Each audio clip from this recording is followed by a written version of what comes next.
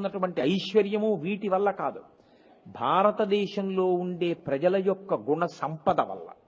ఇంత గుణ సంపదకి ఆధారమైనటువంటి మన ఋషిప్రోక్తమైన వాంగ్మయం వల్ల వాళ్ళు ఒక్క పేరు తలుచుకోరా అంటే ఇంత ఓర్పునిస్తారు. ఒక్కడు ఓర్పు కలిగిన వాడు ఉన్నాడు అనుకోండి, వాడు చాలు ఉద్ధరించడానికి. అసలు ముందా ఓర్పు లేకపోతే వాడు ఎవరికి ఏం చేస్తాడు? ఏమీ చేయలేడు. కాబట్టి ఇన్నిటినీ సమకూర్చగలిగినటువంటి అద్భుతమైన నామము భవః. కాదు, ఈ నామానికే వ్యాఖ్యానంగా రెండో విశేషం ఏం చెప్తారో తెలుసా అండి? భవత్యసౌ సర్వత్ర సర్వదా ఇది భవః.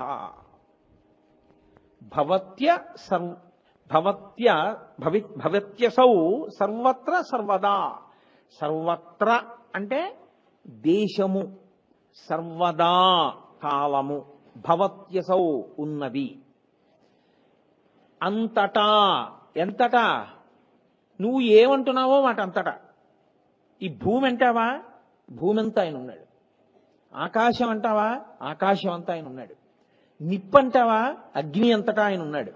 నీరంటావా, నీరంతటా ఆయన ఉన్నాడు. నీలో అంటావా, ఆయనే ఉన్నాడు. నీ ఎదురుగుండా వాళ్ళలో అంటావా, ఆయనే ఉన్నాడు. ఆయన లేనిది లేదు, ఆయన ఉన్నది మాత్రమే ఉన్నది. ఇప్పుడు శ్మశానం అమంగళం ఎందుకైందో నాకు చెప్పండి. అది శివతత్వం అంటే. ఉంటే ఒక్క పవిత్రమైందే ఉందనండి, లేకపోతే ఒక్క అపవిత్రమైందే ఉందనండి. శ్మశానం అంటే ప్రాణులు చనిపోయేటటువంటి ప్రదేశము శ్మశానము అని మీరంటే శవాలుండే ప్రదేశం. నేనంట ఈ భూమండలం అంతా శ్మశానమే అంట. నేను ఇప్పుడు మాట్లాడుతుంటే ఈ శబ్ద ప్రకంపనలకి కొన్ని జీవులు కింద పడిపోతాయి, ఈ పెద్ద ధ్వనికి పడిపోతాయి అవి. ఇప్పుడు ఆ పైనుంచి వస్తున్నటువంటి కదలికలకి కొన్ని కింద పడి మరణిస్తాయి. అలాగే చనిపోయే వాళ్ళందరూ శ్మశానానికి వెళ్ళి చనిపోరుగా. ఇంట్లో చచ్చిపోతున్నారు, రోడ్డు మీద చచ్చిపోతున్నారు, హాస్పిటల్లో చచ్చిపోతున్నారు, గుళ్ళో చచ్చిపోతున్నారు, ఎక్కడ పడితే అక్కడే చచ్చిపోతున్నారు. మనుష్యులేమో ప్రాణులు పోవట్లా ప్రతి చోట. ప్రాణులు పోయి ప్రాణులు లయమైపోతున్నాయి. మనుష్యులంటే అక్కడికి తీసుకెళ్తున్నాం, మిగిలినవన్నీ ఎక్కడ లయం అవుతున్నాయి? బయటే లయం అవుతున్నాయి. కాబట్టి లయం ఎక్కడెక్కడ జరుగుతోందో అక్కడక్కడ శివుడు ఉన్నాడు. కాబట్టి ఈ ప్రపంచమంతా శ్మశానమే. నువ్వు బతకడానికి శ్మశానం తప్ప ఇంకోట్లేదు. ఈశ్వరుడు శ్మశానవాసి అంటామే.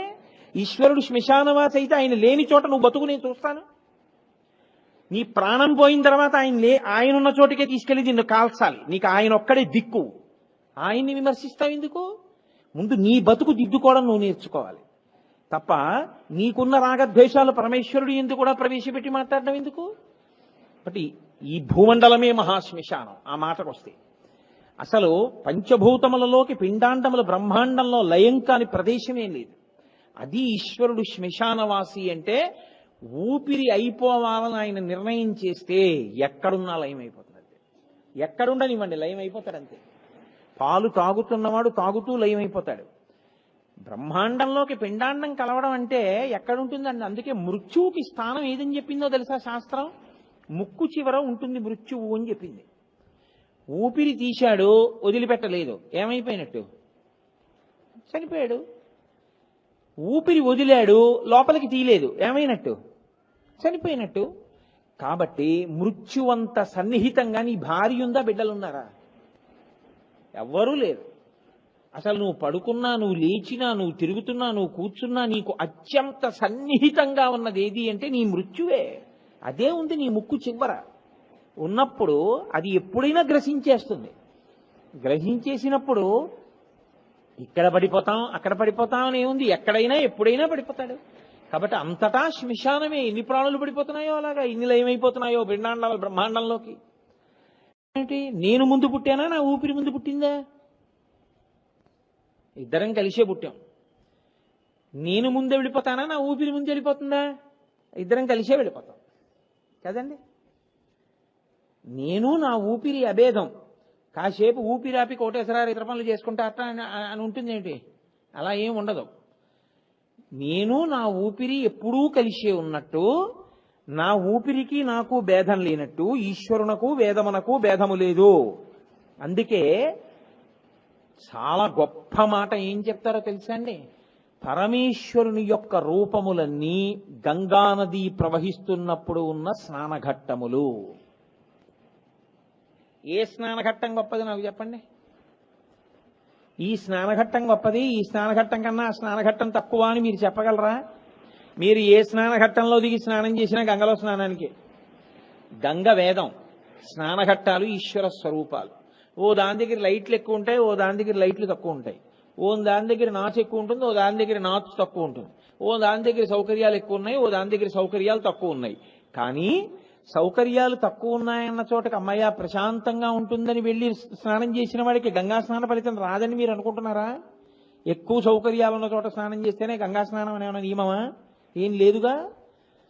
అన్ని ఘట్టములు స్నానం చేయడానికి అనువైనవే.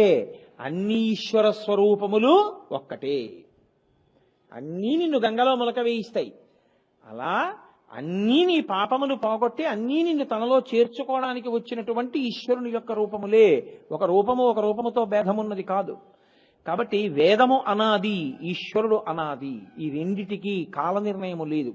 ఫలానా అప్పుడు ప్రారంభమయ్యాడు ఈశ్వరుడు లేదు సనాతన ధర్మంలో. వేదము ఫలానా అప్పుడు చెప్పబడింది లేదు సనాతన ధర్మంలో. రెండు ఎప్పుడున్నాయి? సృష్టి మొదలని నువ్వు ఎప్పుడన్నావో దానికన్నా ముందున్నాయి. ఈశ్వరుడు ఎంతున్నాడు? అత్యతిష్ట దశాంగుళం.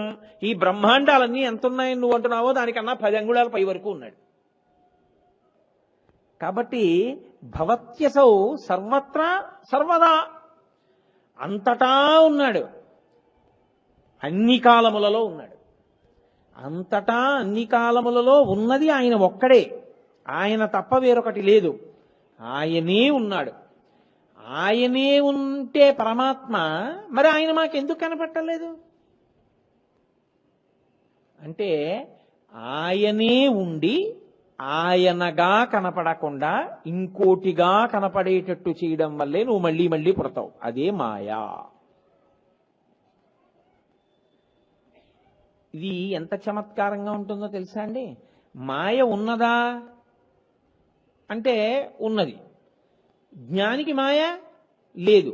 కాబట్టి ఉన్నదా లేనిదా? ఉండి లేనిది లేక ఉన్నది. అది మాయ. చాలా చమత్కారంగా ఉంటుంది మాయ యొక్క పరిస్థితి. ఎందుకో తెలుసా అండి? దాన్ని వివరించడానికి నేను ఎప్పుడూ ఎంచుకునే ఉపమానం ఒకటే. రామకృష్ణ పరమహంస అద్భుతమైన మాట చెప్తారు. అసలు నిజంగా మాయా అన్న మాటకి నిర్వచనం ఏమిటో తెలుసా అండి? నామరూపములే మాయా. మీరు బాగా పరిశీలన చేయండి. నామము రూపము ఈ రెండిటిని మాయా అంటారు. ఎందుకో తెలుసా అండి? ఓ బంగారం ముద్ద ఉందండి. ఇప్పుడు నేను దాన్ని చూపించి మీకు ఇది ఏమిటండి అని అడిగాను అనుకోండి, మీరు ఏమంటారు? బంగారం అండి అంటారు. ఇప్పుడు నేను ఆ బంగారాన్ని ఓ 8 గాజులు చేయించాను, ఇవి ఏమిటండి అని అడిగాను, మీరు ఏమంటారు? గాజులండి అంటారు. అవి గాజులా బంగారమా? అది బంగారం సత్యం. గాజులు రూపము నామము గుండ్రంగా చేతికి వేసుకునేటట్టున్నాయి కాబట్టి గాజు దానికి ఒక పేరు. అది వడ్డాణం అంటే మీరు ఒప్పుకోరుగా. వడ్డాణం అంటే మళ్ళీ వేరంటే నడువుకు పెట్టుకునేదంటారు. గాజు ఒక రూపము, ఒక నామము. నామరూపములు కనపడి నామరూపముల వెనుక దాగి ఉన్నటువంటి సత్యమైన పదార్థము ఎరుకలోకి రాకపోతే మాయా. అందుకే బంగారం కొట్లో కొనుక్కునే వాళ్ళందరూ నామరూపాలు చూస్తారు. బంగారం అమ్మేవాడు ఒక్కడు మాత్రం దానిలో ఉన్న బంగారం బరువు చూస్తాడు. ఆయన సత్యం ఒకటే చూస్తాడు. ఆయనకి నామరూపాలతో సంబంధం లేదు. నువ్వు గొలుసు కొన్నావా, గాజు కొన్నావా, ఉంగరం కొన్నావా, వడ్డాణం కొన్నావా ఆయనకు అనవసరం. ఆయన గాలి కూడా వేయకుండా సున్నితపుత్రాసులో పెట్టి గాజు తలుపులు వేసేసి నొక్కి చూసి మిల్లీగ్రాముల వరకు లెక్క కట్టి అది చేయడంలో బహుశా ఎగిరిపోయిన తొనకల్ని కూడా తరుగుగా లెక్క కట్టి దాన్ని చేయడానికి మజూరీ లెక్క కట్టి నీ దగ్గర డబ్బుచ్చుకుంటాడు. తప్ప ఎంత పొడుగుందో కొలిచి లెక్క పుచ్చుకుంటాడు ఏంటి? ఆయన దానిలో బంగారం చూస్తాడు, నువ్వు దాన్ని చూస్తావు. నే గాజులు కొనుక్కున్నానండి అంటే ఆయన అంటాడు ఇవాళ ఓ కేజీ బంగారం అమ్మాను రా అంటాడు. ఆయన అంతేగాని ఇన్ని గాజులు అమ్మాను, ఇన్ని ఉంగరాలు అమ్మాను, ఇన్ని జోకాలు అమ్మాను అంటావు. ఇంత బంగారం అమ్మానంటాడు. మనం 3 గాజులు కొనుక్కున్నానంటాం. నామరూపములు మనం చూస్తాం. దానికి అసలు దేనిలోంచి వచ్చిందో అది సత్య వస్తువు. ఆ సత్య వస్తువు దర్శనమైతే నామరూపాలు ఉండవు. ఇంకా బంగారమే, చెవిపోగులు బంగారం, కంకణాలు బంగారం, కేయూరాలు బంగారం, వడ్డాణం బంగారం, ఉన్నది బంగారమే. దీన్నే దంతి దారువు అంటారు. దంతి దారువు. తండ్రి కొయ్యతో చేయబడిన ఏనుగుని తీసుకొచ్చి కొడుక్కిచ్చాడు. కొడుకు నాన్నగారండి నాన్నగారండి ఏనుగు ఎంత బాగుందో నాన్నగారండి అన్నాడు. తండ్రి అన్నాడు అది కొయ్యరా అన్నాడు. దారు వికారం రా, అది కొయ్యని చెక్కారు అలాగా అన్నాడు. కొడుకు అన్నాడు లేదు నాన్నగారండి మీకేమీ తెలియదు, ఇది ఏనుగు నాన్నగారండి, ఇదిగో తొండం చూసారా, ఇదిగో దంతాలు చూసారా, ఇదిగో కాళ్ళు చూసారా, ఇదిగో తోక చూసారా, ఇది ఏనుగు అంటున్నాడు. తండ్రి అంటున్నాడు నవ్వి కాదు అది దారువు, అది చెక్క కొయ్య. కొడుకు ఏనుగంటాడు, తండ్రి దారు అంటాడు. ఎందుకని? తండ్రికి పరిణతి ఉంది, కొయ్యను చూస్తున్నాడు. కొడుక్కి పరిణతి లేదు, ఏం చూస్తున్నాడు? నామరూపాలు చూస్తున్నాడు. నామాన్ని రూపాన్ని పక్కకి పెట్టేసేయండి, మీకు ఉన్నది సత్యం.